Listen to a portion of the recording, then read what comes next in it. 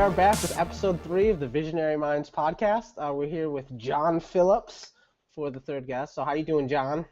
I'm doing great, Clay. How goes it with you?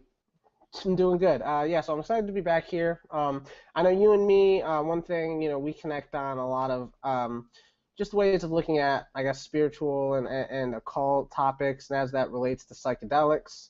So, well, first of all, so what's just, I guess, what's some general, what sort of psychedelics have you experimented with? Just how has your experiences with psychedelics been? How have they impacted you?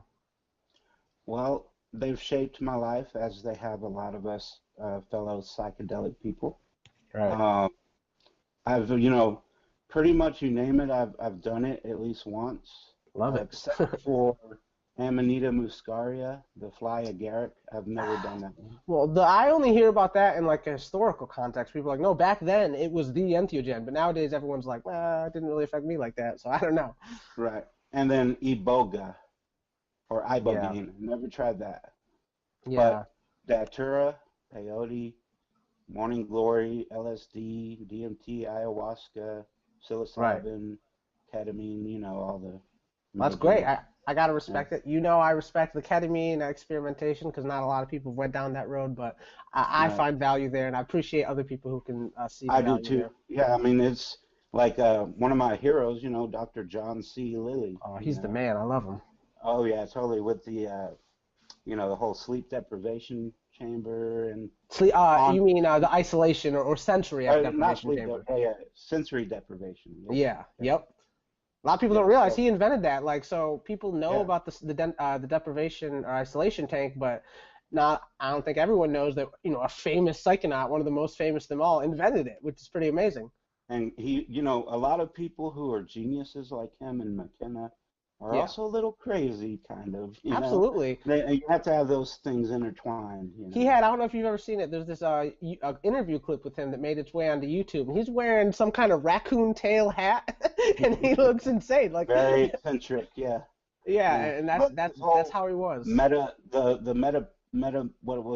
programming. Program, yeah. Yep. That was a really cool idea there, and what he explained, what he experienced. I've not gotten there, but, it's still a very cool idea.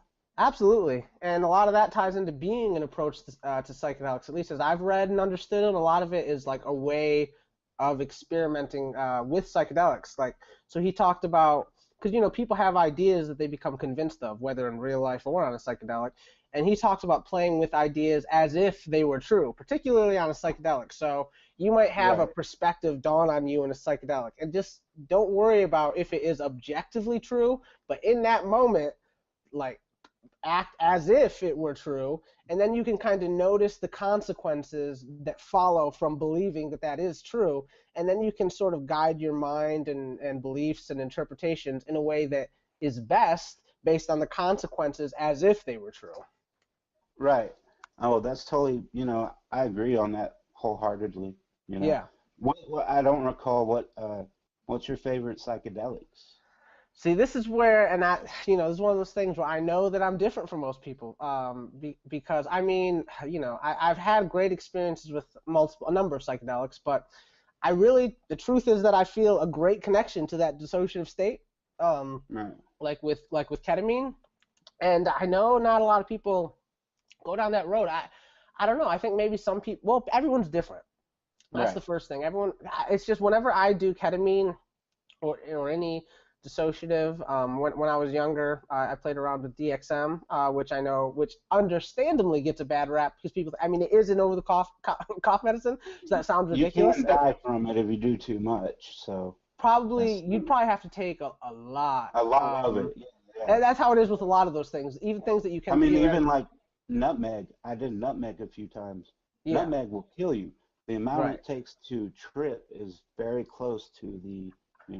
I've heard that one has a pretty close, that's the question, is how close the barrier is. There's some cases where they say you could theoretically die from something, but it is like 1,000 times more than you would ever take, so it's like not really applicable. But in some cases, there is somewhat of a narrow gap, and that is something you got to watch out for. But yeah, for me personally, the dissociative state, when I do a dissociative, I feel like I really have this like this unique connection to it, where it feels like, oh, like this is the thing for me.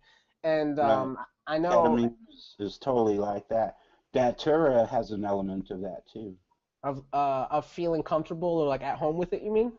No, Oh, dissociative. dissociative. Yeah, yeah, yeah.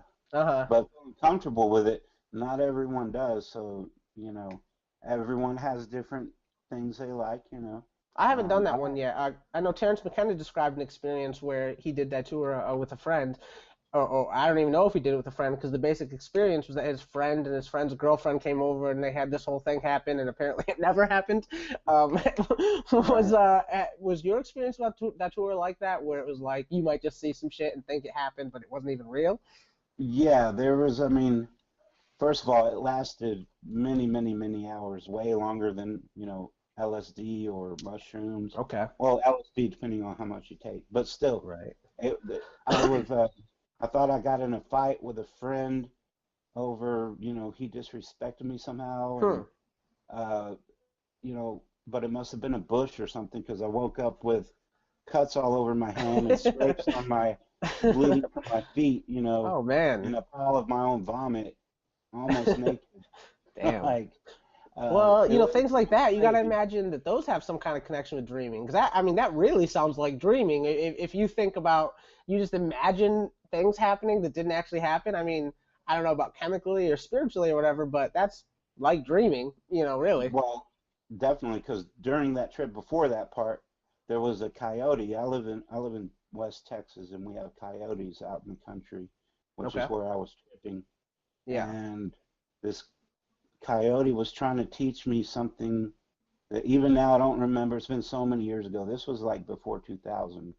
Okay. Uh, but yeah, coyotes trying to teach you some aspect of Damn. mysticism. That you know, Damn.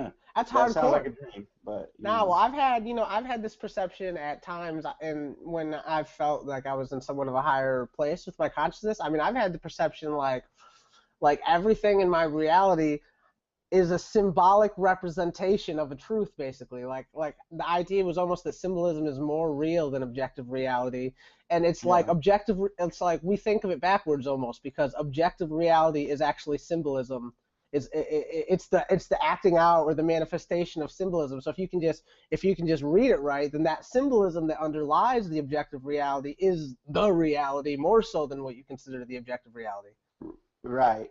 And speaking of symbols, that's under the reality with the symbols thing. Hmm. People don't realize how much symbols affect the human psyche, you Right. know. Because if you think of McDonald's, you see the golden arches. If you think of Ford, you see the blue oval, you know. You Yeah. think of Google, you see the Google symbol, you know. That's Right. just how it goes. But symbols, I've been obsessed with symbols my whole life. I'm the one, you know, on had that picture after my 1999 Y2K experience. Hmm. That night I had LSD, mushrooms, peyote. I did all at the same time. Now we better get into this. Is that your transentheogenesis experience? Yes, that is Absolutely. So let's get into my that because I know that was a monumental transcendental. experience for you. So I'd like to hear about it. Yes, well, of course it was 1999, New Yep. Year's Eve. That's Hmm. the whole reason I took all this. Uh We were, you know, the world. I didn't really think the world was going to end, but just in case, huh. Yeah. might as well go out with a bang. Absolutely. So me and my friend Eric Waugh, um, you know, rest his soul. He committed suicide years after that. I'm sorry to hear I that. miss that dude. But anyways, um, suicide is a very horrible thing that saddens my heart. But anyways, back to Absolutely. my story. Yeah. Me and him, Y2K, well, the world might end. We had some acid, and he had some mushrooms from the night before. You know, some hippie kids frequented our place Okay. and brought over some mushrooms. We had acid, and then my friend Carrie, we took the mushrooms and the acid. About an hour later, I think, I don't remember the time frame. My friend Carrie got there, and he had just got back from South Texas with some peyote. All Keep in right. mind, this was 1999, and it was even harder to find maybe than now. But Right. um, so took the peyote. Me and my Hmm. friend Eric looked at each other as we were eating the buttons, like we knew it was about to get intense because we got like 5 hits of acid and like 4 grams of shrooms, and now eating these peyote buttons. It's all stacking up I there. was like, oh my God, I'm about to get blasted into it. Anyway, Yeah. so the trip starts coming on, and normal things, wavy walls and things of that nature, Yep. faces distorted and things like that. Fill in that psychedelic, and you smell that. I don't know if you've ever had that smell when you're tripping. There's a certain smell that seems to, at least for me, come into being when I'm I'll, in an altered I'll say the state. only thing I've noticed the smell thing with is maybe DMT or ketamine. Ketamine, I always, when I first do the ketamine, I get a smell in my, and I'm like, oh, well, I have ketamine in me, I can tell. Right, But I don't know if I don't know, to be honest, I don't know if I've had it. I'm not conscious of a smell association, but I'm sure I believe it. right. Well, anyway, so the main thing when the peak came on, at this point I was in a very luminous, glowy, everything had a massive glow, almost blinding, brilliant light to it. Yeah. And I didn't know my friend Carrie also had some salvia Oh extract. man. So this was Extract, four or you five said? hours in. Yes, extract. Okay. Um, and he handed me a bowl. I looked at it, and it looked, you know, phosphorus green, glowing emerald, pulsating, magical, So I was Yeah. like, I must hit whatever this is. I didn't know what it was. I took a hit. Yeah. Right then, that's when something happened very transcendental. My whole reality melted or broke away, and everything was black, almost like a void of nothingness. And it Hmm. was just me in this reality looking around of nothing, blackness. Yeah. Um, and when I realized I was the center of this, wherever I was, Yeah. from my third eye pineal gland, and this was before all the new age malarkey of the third eye stuff, which has some basis in some occult. But anyway, I saw the entire universe expand outwards. A big bang happened from the center of my psyche. Okay. Um, I experienced the big bang from the center point and starting point of it, and I became part of all the matter coming out. I could sense and see and feel all this universe, and it happened really fast with forming of galaxies and planets and stars. It happened super fast. As this Yeah. was happening, I saw all these symbols, like we were mentioning before, Yeah. coming into existence. The symbols were creating the matter and the energy somehow. The symbols were behind the creative process. And I was feeling this. I was the symbols, and I also was the creative matter and energy, Uh-huh. almost like I could feel it and be part of it. Yeah. Um, and so when that was many hours of this going on, and at that point, after that, everything started to come back down. But there was a female voice that told me a word that I didn't understand at the time, and it's transentheogenesis. And it I wasn't love that from me. word. I was like, what is this? It Yeah. sounded cool. After I came back down, but the crazy part is when I finally came back down, and it's almost like I experienced the Big Bang up into the point where I became normal again in reality. And Right. when I came through, I experienced all of history before that. It was Yeah. almost overwhelming. I thought I was going Yeah. crazy. But I looked at my friend Eric, who was looking at me like this, freaked out. Yeah. I'm like, what's going on, man? And he said, what was all that shit coming from your head, dude? That was weird looking stuff. My friend wasn't very articulate. I Uh-huh. love him. He was a good guy, but he was not very articulate. He was just, Right. what the fuck was that, man? It freaked him out because he Uh-huh. saw what was happening to me. Yeah. Um, Well, that's that at least mental that's connection. how I, That's interesting. Sorry, go on. right. That's how I interpreted it, anyways. That's what it sounds But like. the transentheogenesis, I think, after I had that experience, and every experience I have psychedelic after that kind of ties back to that word somehow, and it's expanding for me. Yeah. Um, when you first read it? What did you think when you So when saw I that word? read it, when I hear the word, to me, so if I just try to work through it, I guess I kind of break it down into parts. So there's, the trans, which is like transcendental, so like beyond, the confines of your ordinary perspective of objective reality or whatever. Then there's transentheo, so that relates to entheogen, which relates to both in a sense divinity, but also in a sense higher state of consciousness. So it implies a connection to consciousness. So Right. Well, so and Theo actually will, after this, I researched what those words, trans, and right. then Theo, and then Genesis. You're right on so far, but Uh-huh. Entheo actually is the divine within. Okay. That's what it translates into, like literally or whatnot. That's But interesting. of So course, it has that well, it more meaning. corresponds then, because if you associate consciousness with divinity, then consciousness That's is the within. divinity Yeah. within. You know what I mean? Right. Yeah. So it works. And Yeah, then Genesis, of course, creation or beginning, or you know, you don't have to go the strict biblical route, but of course, that's Genesis, just it indicates that the biblical. right, It's an indication. right, an Um, indication. Transentheogenesis. That's an amazing word, and it's particularly amazing because you had that amazing, intense experience that directly associated with the word, and it's like an artifact. It's almost like a psychic artifact, because you have that word, and for you particularly, that word associates with that experience, which was so powerful for And you. all So those symbols, which, that picture I drew after when I started coming down and I smoked that some was an sticks of amazing pot. picture, by the way. I loved it. Right, I started drawing it, and it has a bunch of meaning and symbols that at the time was like the ultimate code to understanding my own personal reality and the cosmos or something. I don't know. Now Yeah. to this day, I look and I'm like, was I crazy? But it still has meaning for me. It still has meaning. It's just some of it only comes to me in the state of being altered.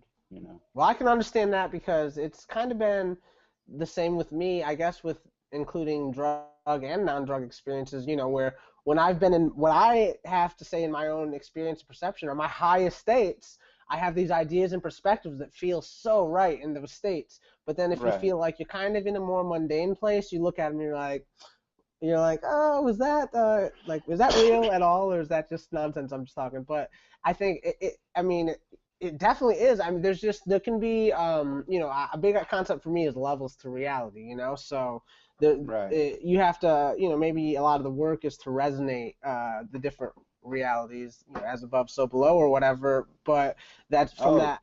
bringing Oh in the snap! hermetic, Dropping that. the hermetic corpus, huh?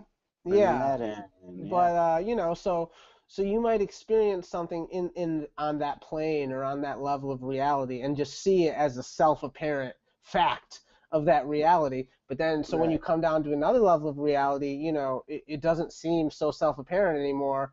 But that doesn't invalidate the self-apparent, fact or nature, whatever, of that realization, because it applies to that plane of reality, for sure. But there's Right. these different planes. Right.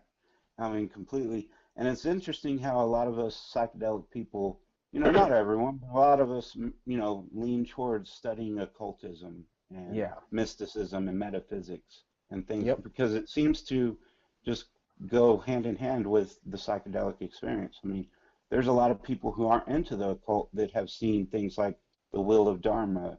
The first time I ever did DMT was in Arizona, and my friends all afterwards we all drew things that we had seen or whatnot. Mhm. Everyone seemed to draw a circle with 8 spokes in it, Yep. which I Which is later discovered was the wheel of Dharma. yep. I was the one that was into the Akashic record, and me and you were talking about Eastern, Eastern. mysticism and things like Buddhism and Taoism.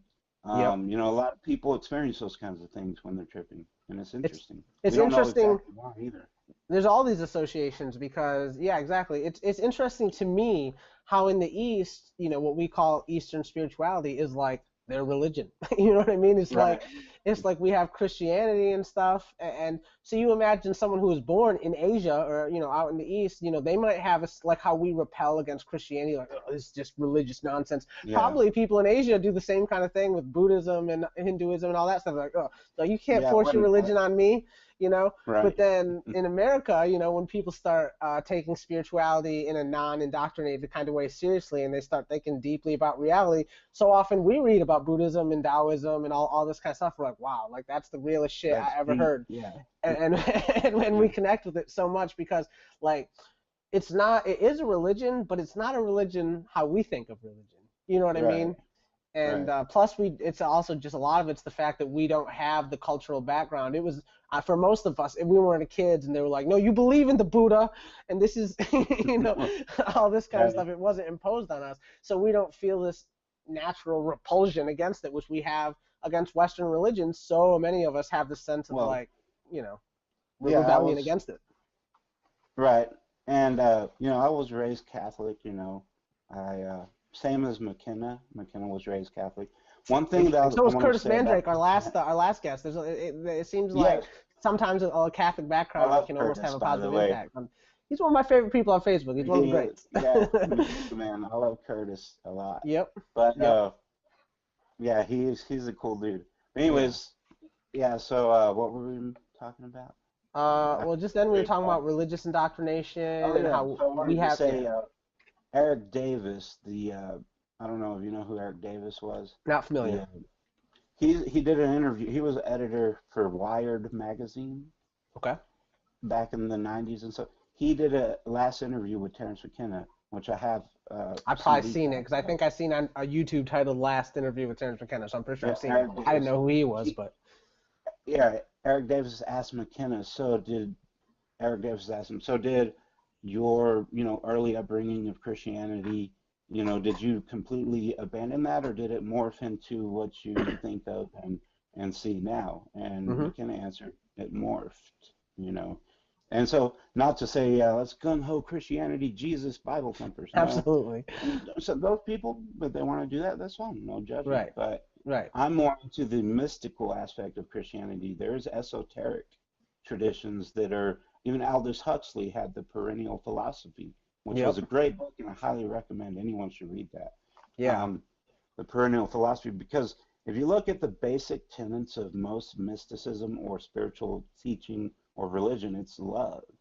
You hmm know, how can you argue against that? Yeah. You can't. It's Exactly. the truth. We have perennial love. We need to love one another. But that's the hippie in me speaking. So Right, but no, I definitely I agree with you. And as far as like Terrence McKenna saying morphing and that whole thing, what I've observed in my time online interacting with similarly minded people and also within myself is that I went through a process because I grew up identifying as Christian and just assuming it was true. That was just what my family was, and so I just assumed that Christianity was it. And well, um, there's a and lot then of Christian books you can buy that are, ancient, not so much ancient, but like Meditations on the Tarot, Christian yeah, Hermeticism by, it's a good and one. it was originally published anonymous because this was a Jesuit priest who wrote this, which any Baptist, any Catholic, if you're studying the Tarot and the occult, that is not Christian at all. That's like, ooh, Satan. According to Um, like but this traditionalist was sort a of Jesuit perspectives. priest who wrote this book, Yeah, and later it came out. Now you can buy it. It's one of the deepest, most profound, intricate occult books that I recommend anyone in the occult should read. Meditations on the Tarot. Are you talking about? Mm-hmm. Yep. A subtitle, Christian Hermeticism. Yeah, I agree with you. And the truth is that this mysticism element of it, I mean, it's always been a part of it. That's the thing. It's always been present. And then at some point, an institution rises up and says, okay, now this is just what it is. All that other stuff, it's not legit. But it's Right. always been there and it always will be.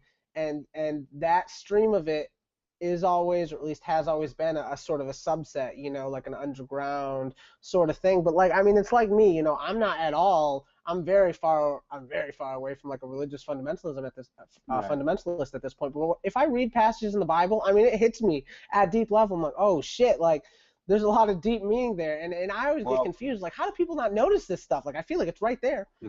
right.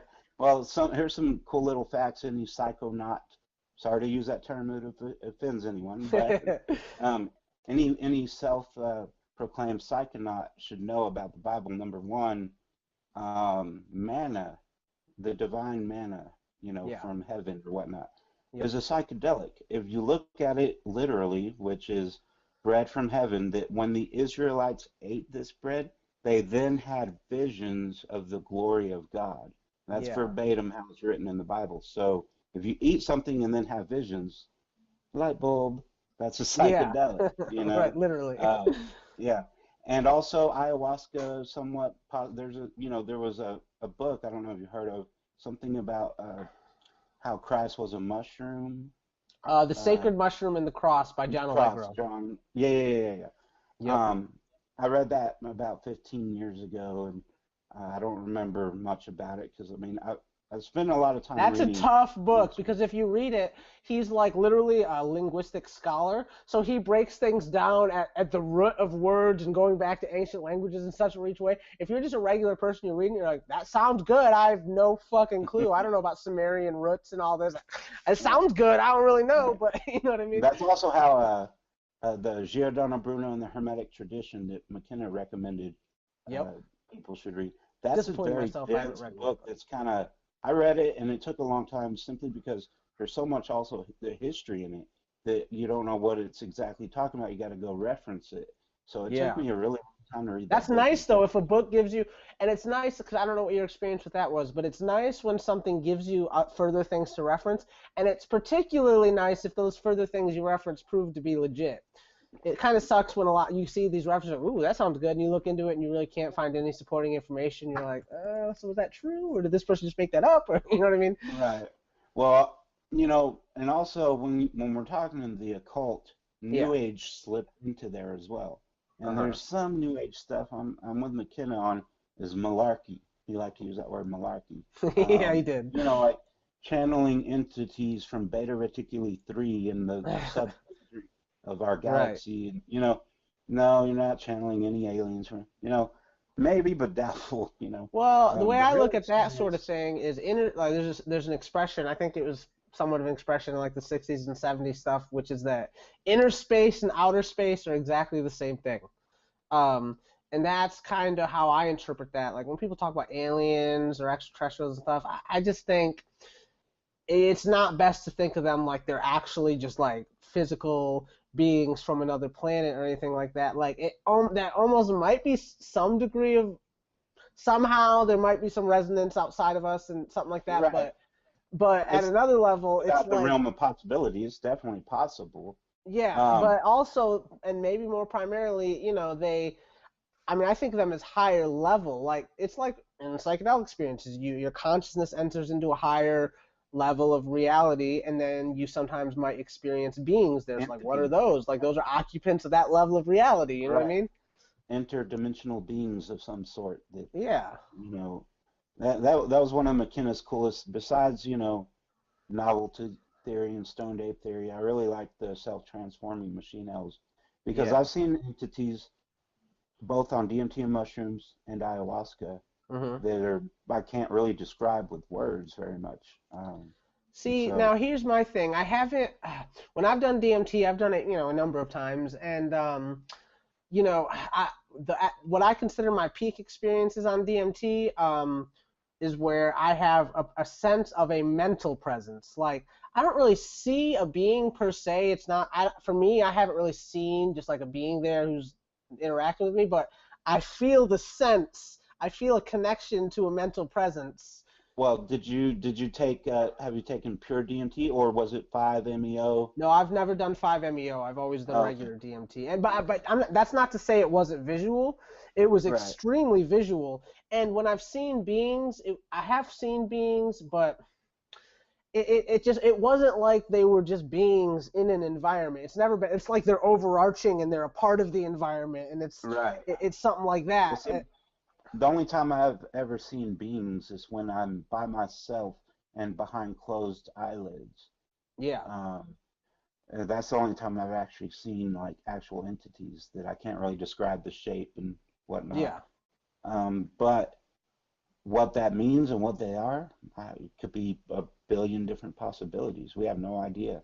I mean, right. interdimensional beings, or it could be different aspects of your own personal psyche throughout your existence, past, present, and future. It could be, departed consciousness from different galaxies that somehow become Terrence energy. I kind of mean, had the idea you that it could was keep going on and on like and on. like the data, like it was like so, it was the realm of souls almost. Right. It was where souls The go and do their thing or what do you whatever. say? The oncology of souls. Yeah, Yeah, yeah. yeah, yeah. So yeah, there's so many interpretations now.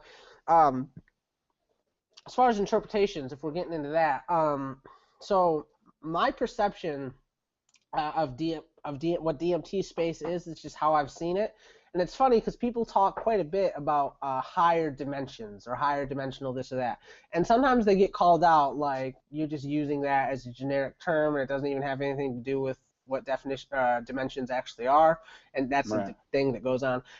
For me, my perception of DMT space, I would say, is literally strictly a higher dimension because so, I agree. okay, so if you break down this is a three-dimensional environment, and then you imagine you imagine a two-dimensional line, you could conceive of this three-dimensional reality as like infinite two-dimensional lines that just stack on top of each other and make the Yeah. 3D environment. That's almost literally what it is. Yeah, And so when completely. I've done DMT, my perception has been like this 3D environment is just like that. It's just this line or a screen. I've looked at like a screen or a sliver or whatever. And so infinite three-dimensional realities stack on top of each other all these times, and then boom, that's DMT space. That's how I've seen it. Right. That's a good way of describing it, by the way. Hey, also tell us what that your shirt, the dentist. Oh, What okay. is the dentist? Well, I we're want getting to out, know but again. now I recommend Always Sunny in Philadelphia. That is one of the funniest shows of all time, if not the funniest show of all time. I guess now I just gotta get into the joke of it. It's a certain sense of humor, so try to appreciate it for what it is. But it's the dentist system for making girls or whatever fall in love with you forever. So D, demonstrate value. E, engage physically. N, nurture dependence. This is where the whole thing turns. Second N, neglect emotionally.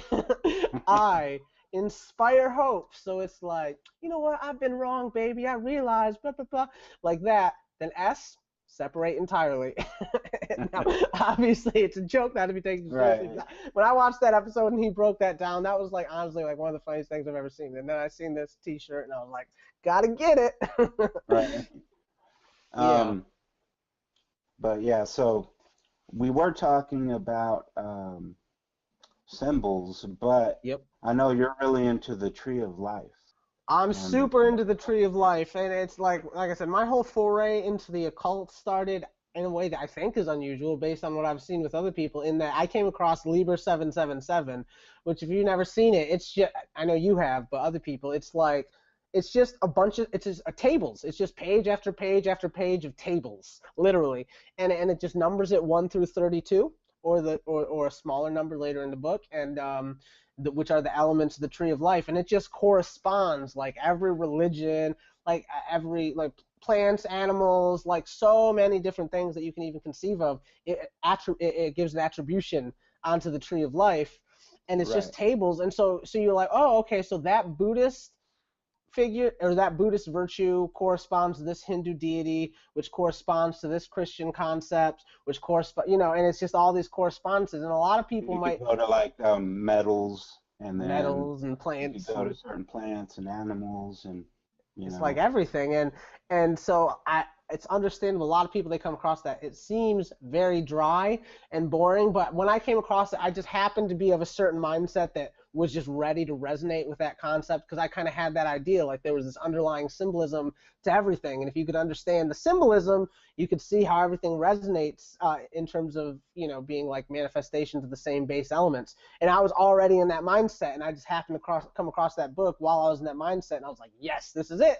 This is what I've been looking for. So I would just look at that over and over and over, and it's really interesting if you look through these series of correspondences. It opens your mind in a certain way because you might not be that familiar with the Greek deities or the Hindu deities or this or that, but you look into them and you see what they represent, and you look into some things around them and the different manifestations of it, and just I think it is beneficial for your mind when you can kind of start to break down like, oh, like I see how these are different and people see them differently, but if you get to the core essence of what it is, actually it's kind of the same thing, you right. know? Well, that's really interesting you said that because it's one thing I wanted to bring up is the Giordano Bruno's memory wheel system, Yeah. which is a really cool idea.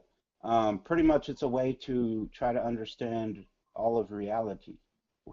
That Uh-huh. sounds crazy, but a way to kind of make correlations so much so that one symbol can instantly give an almost infinite amount of knowledge, Uh-huh. because of correlations and what. So, for example, let's take the symbol for Mercury, Yeah. okay, which is a really cool symbol, a circle with the horn and the upside down cross. Mercury, also, let's think of the god, the Mm-hmm. messenger of the gods who brought mathematics, writing, language, all that kind of thing. Yeah. So, with that symbol, you can incorporate all sorts of languages, mathematics. If you have, different formulas memorized, just relate it to that symbol. Also, the metal is a malleable metal that McKenna talked a lot about in Yeah. relation to the Philosopher's Stone, which I think the Philosopher's Stone is one of the coolest fucking idea thing I've ever heard of, because it's Right. something that this object, if you could have the Philosopher's Stone, just think of something that could become water if you were thirsty, or a book if you were bored, or a joint if you were really bored. Yeah. It would become a steak if you were hungry, or if you're a vegan, it would become a salad. Yeah. Um, it would be, if you asked it a question, it would answer what the answer was. Something like that is the coolest idea on the planet. I wish it Well, were real. Maybe it is, we don't I know. found it But so if interesting. I haven't finished the book. I haven't. I've read a good portion of it, but I haven't finished it, and I've also listened to him talk about it quite a bit. But I love that about Terrence McKenna's sort of initial experience, in the Amazon, because he had like I just love, like we talked about, a sense of like, oh, am I being crazy with my most out there but kind of awesome ideas?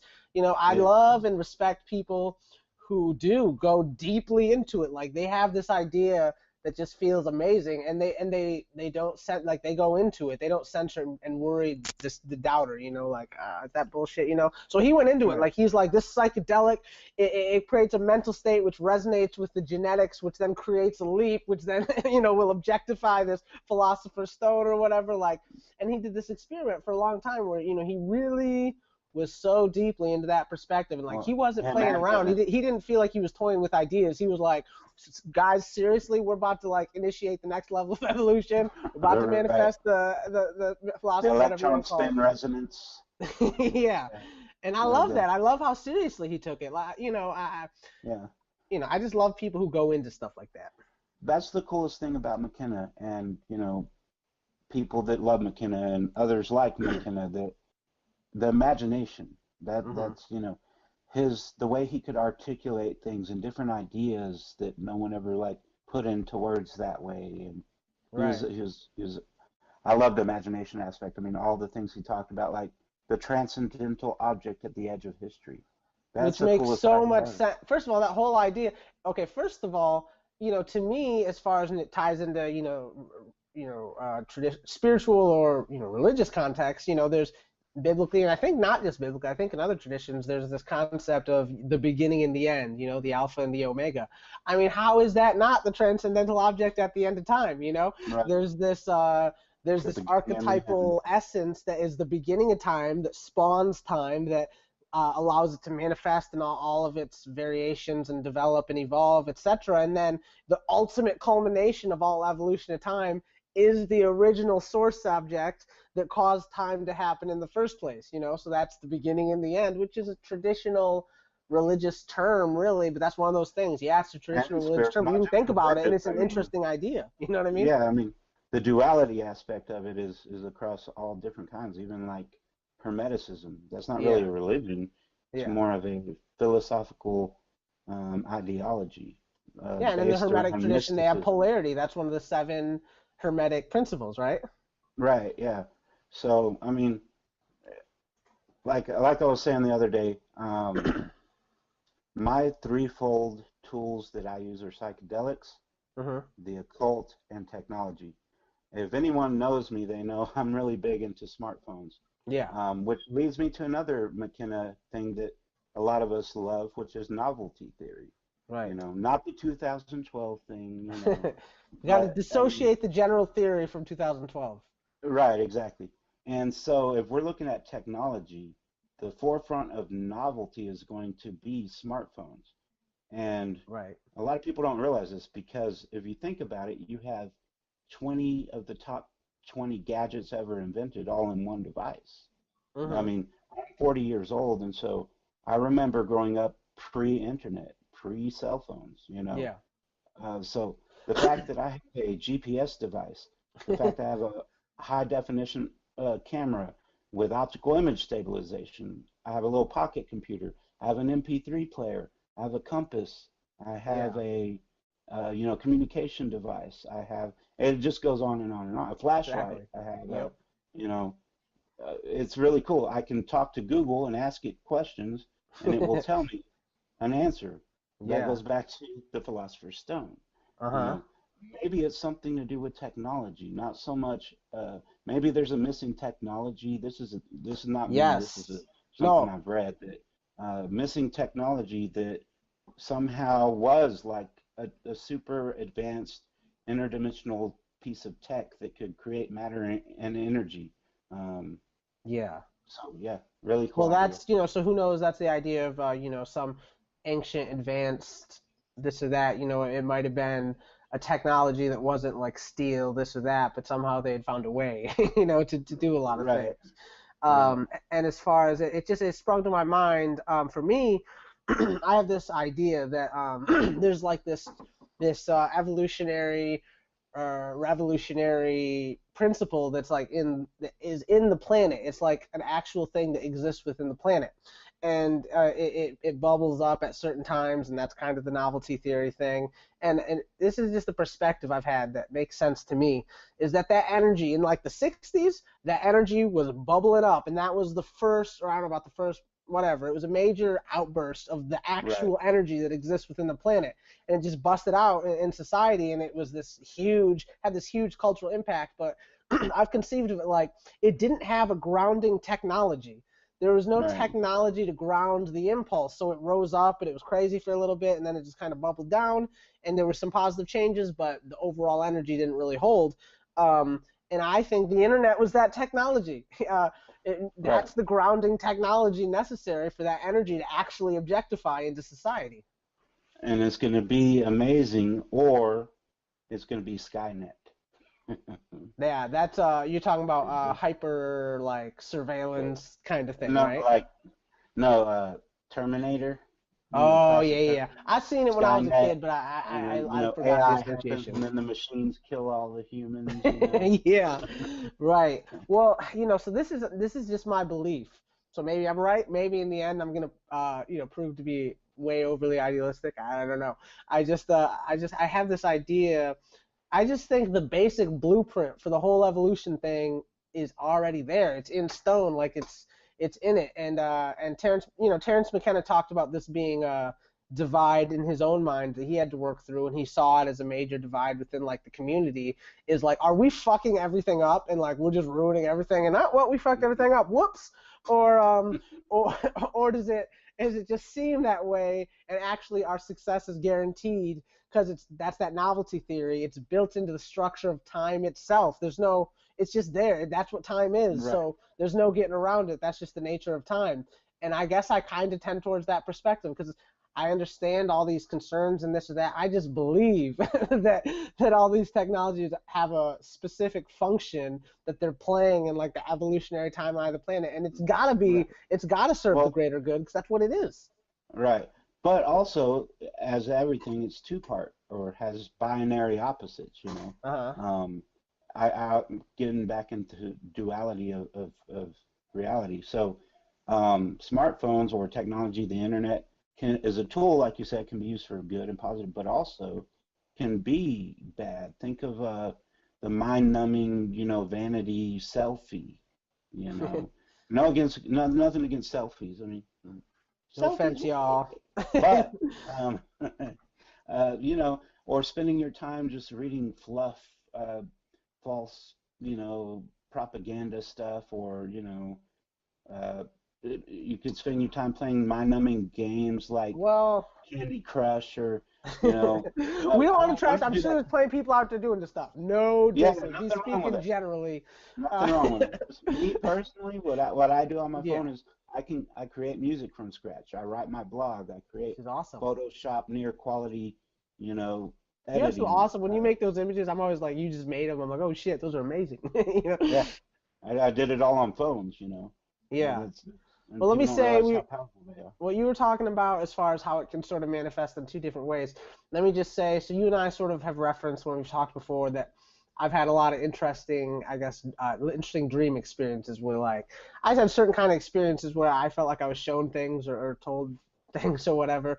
And I just one thing I Okay. know I've experienced in my dreams, and I've sort of I think perceived in some of my higher states of consciousness too, is sort of a manifestation kind of that split that you're talking about. I think I've just so my dream felt like it was like the future or whatever. I don't know, but that was the dream. And this future was like things had changed. Like the world was just different. Everything was clearly acting differently. Maybe it was more mind manifested or whatever. We were manifesting more clearly, but whatever it was, things were just if you were just honest, things were just obviously different. The way everything was Right. acting. And so, but most people, as that really took off, most people got this like glazed over look in their eyes almost, and they sort of went into like a childlike pre-conscious mode where they didn't want to think about it because they couldn't deny it. So it's like, no, yeah, everything's fine. Yeah, how you doing? And they were just going along with everything, Yeah. trying to like in the most simplistic way because they just couldn't accept the radical change of it. So they just went glaze eyes, da da da, kind of go ignore everything that's happening, and Right. I can see that happening, something like that. If there really is this evolutionary transformational energy in the planet, people are so engraved in the mundane, a lot of Right. people are going to have a hard time accepting Surface that level. reality. Surface level stuff, you know. Yes.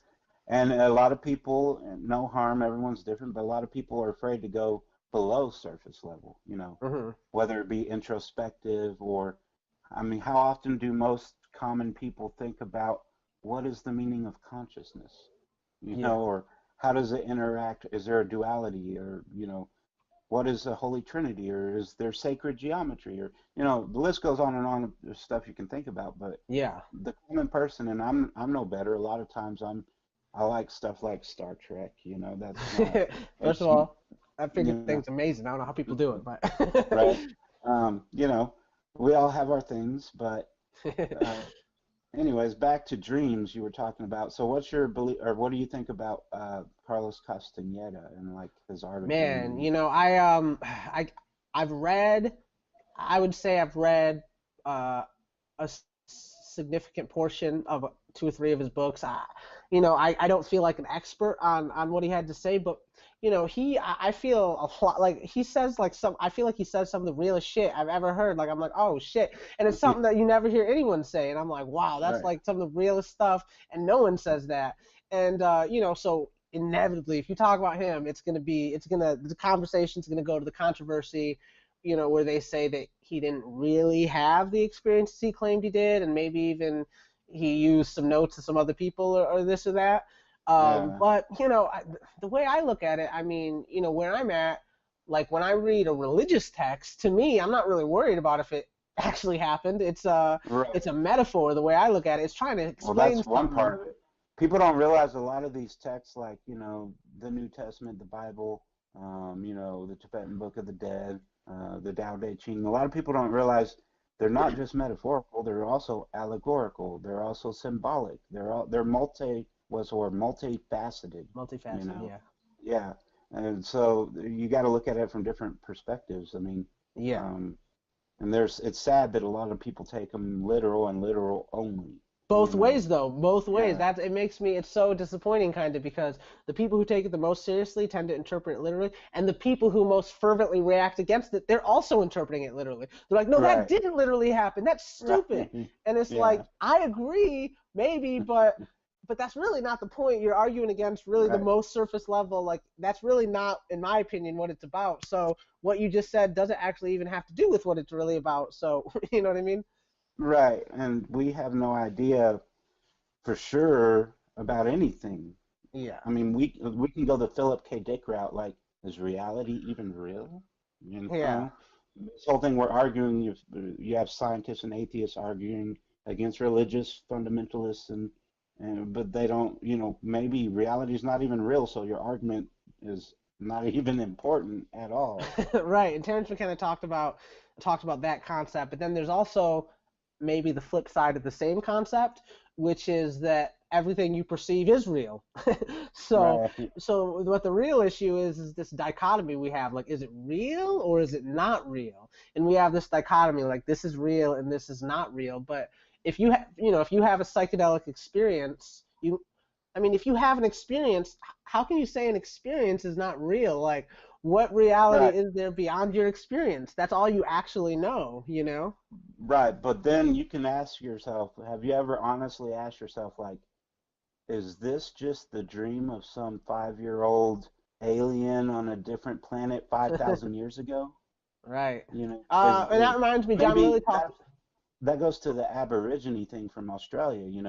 Aborigine people believe that this reality is just a dream of some creator, and that when we dream, that's our own reality we've created, and it is Hmm. the only real one for us.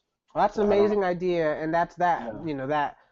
That clearly ties into. I talked about my experiences with dreams and where, I don't know, I had beings or what seemed to be beings consistently appear, and they explained things to me that they said about reality, and that's what they explained to me, was that reality and dreams weren't actually fundamentally different.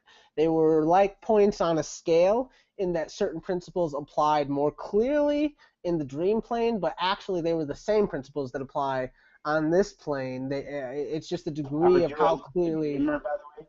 What's that? Are you a lucid dreamer? I've naturally lucid dreamed my whole life since I was a little kid. I didn't know it was. I've That's been really doing it for cool. like a long time before I knew about it. First of all, I didn't even know that other people didn't do it. I always talked about dreams where you're dreaming, and that was just a regular thing I did, and I loved it. And I didn't even realize that everyone didn't do that. I just thought that was just Normal. normal part of dreaming, I guess.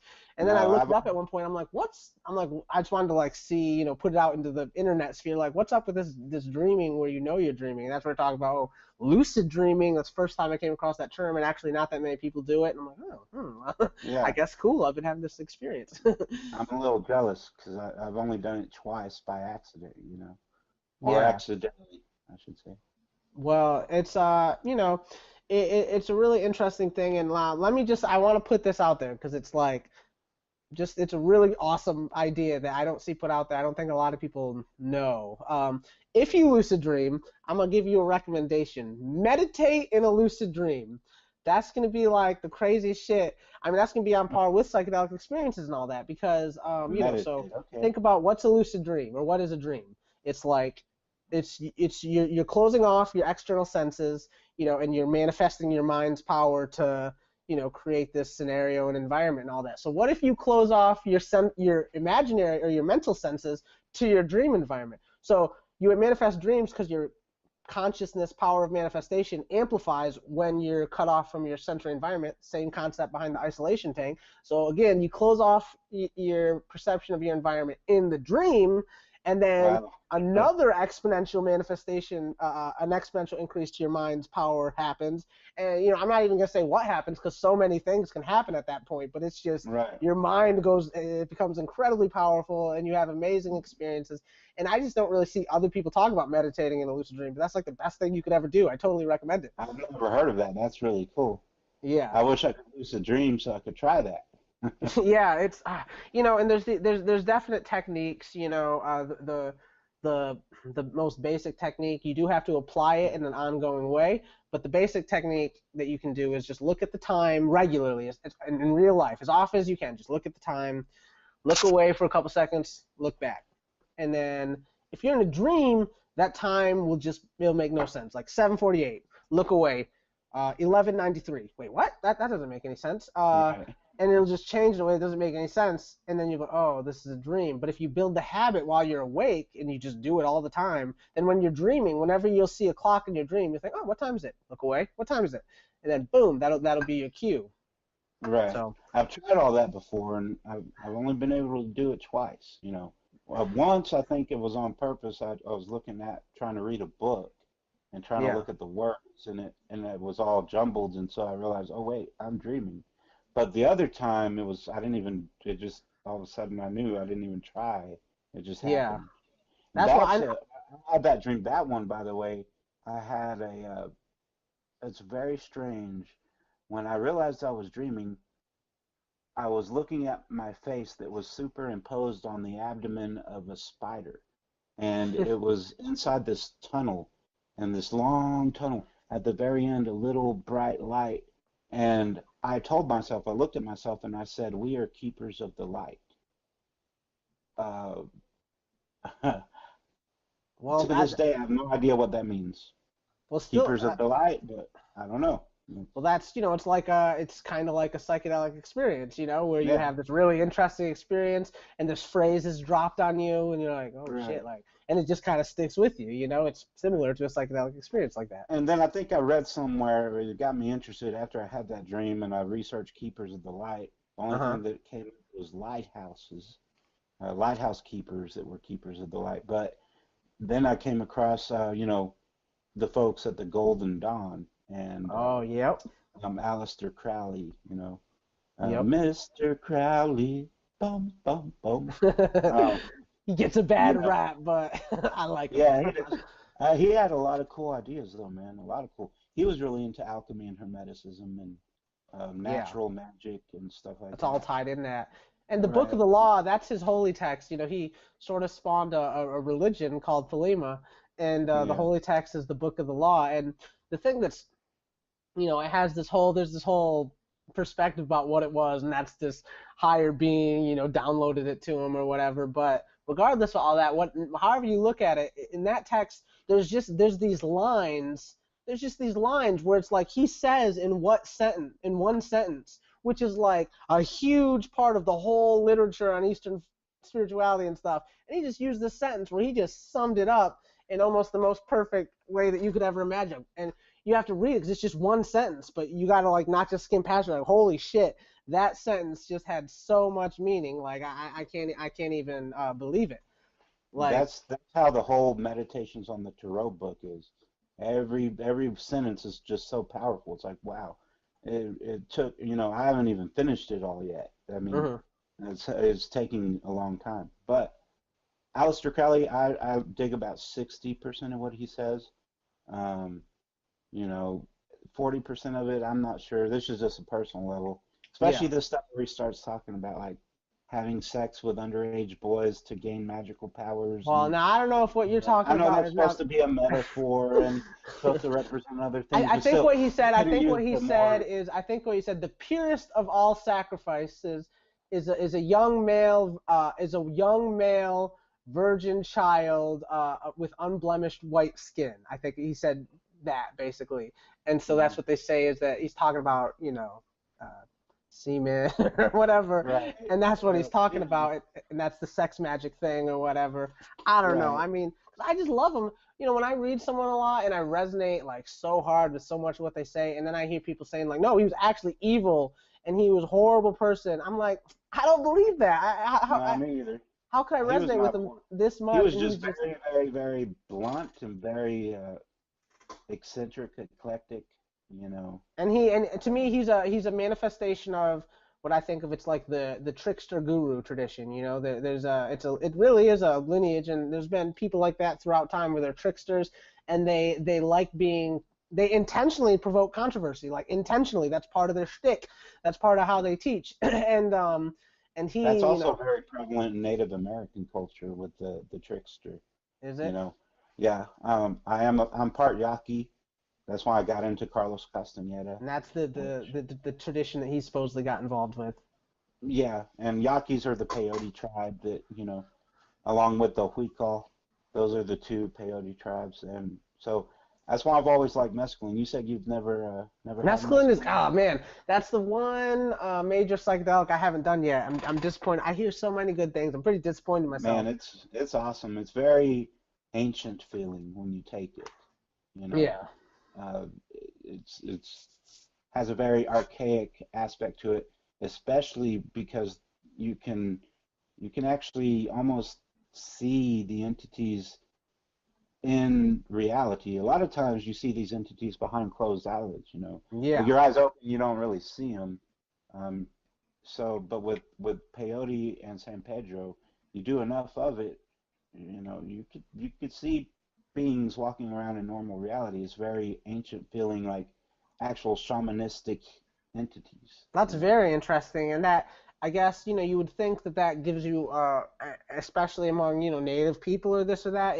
If you had that experience, especially nowadays, so often of our time we're inside and all that, but especially if you were in nature a lot and you had that kind of experience, then it's you can imagine how transformative that'd be because you would feel like there are these entities here behind the scenes, behind the veil or whatever, but they're Right, really sort of a part of the environment, and you can that's a very powerful experience.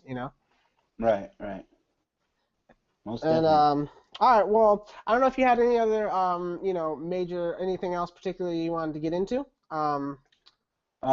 We covered We covered a a pretty wide broad range. base, I think. Yeah, I think we didn't get into Carl Jung. Carl Jung, Um, which I mean we could go that's off on that. I agree. that could be a podcast in all of itself, you Well, know. that's what's interesting about all this kind of stuff. So many things, it's what I like to do and how this conversation went, how a lot of conversations went. You kind of get into a base of topics, but so many of these topics you could really isolate one thing, and really you could go into a lot of depth about it, and that's why this whole I don't even know how to describe it. Psychedelic, spirituality, philosophy, psychology, culture, like whatever, all this stuff. It's like the Terrence McKenna experience, which is kind of Right, rooted off of to a degree, like what's relevant to a group like that. Really, right, so many things are relevant because all these things right. branch off in so many ways. Well, and then you get to a place after talking about this stuff like, but what does it all mean? You know, like, Yeah. yeah, Well, that's something that can happen. That's something I've kind of felt within myself because I've gotten so deeply into multiple perspectives over time that were, totally different systems or this or that, where I got, or not, whether I made it up or whether it was an existing system or whatever, just something. I got so deeply into multiple things that, and I took it so seriously. You can reach a point where you start feeling like all of these words are arbitrary. Like, right, oh, this is a new system with a new word that's interesting, but you could right. come up What with is so it? many different words and concepts that would kind of be interesting and valuable in that way, and you start to kind of that can be something that can happen where the words can lose potency with you almost. Right. I And agree. that's where you try to figure out what is the reality behind the symbolism or behind the language or this or that. Right. Yeah. So, anyway, it's been great talking to you. I'm glad You you too, came man. on. I appreciate it. I'm glad to do it. I think it went well. And keep on with the podcast, the Visionary Mind thing. I Yes. really like it. The other two were great. So when you're all a famous podcaster, I can say, hey, I was the third guest on it. The third guess, that's pretty good. And threes, Yeah, I'm pretty sure that's a lucky number or something like that. So yeah, it sounds totally. good. Right. Well, I appreciate that, man. This is I've been hyper interested in this kind of stuff for like 10 years, and I love writing or talking. I love elaborating on concepts and perspectives. That's like my real passion in life. And a lot So of us share that passion. That's why we're in the mechanic experience group. and that's why it's so great. It's so rich and open for these kind of conversations, and that's what's so nice about the idea. It gives me an outlet to express, but also allows me to connect and other people to be able to talk in a more long format kind of way and really get into Right. some ideas and perspectives that they have, and opens it up. So Right. I'd like to think it's a good thing. Right. Well, nice talking to you. I'm gonna go chillax and some ancient medicine time. I like it. All right. Yeah. Well, again, I appreciate having you on, and I guess that's it. Episode 3, Visionary Minds Podcast is going to wrap it up. See you next time.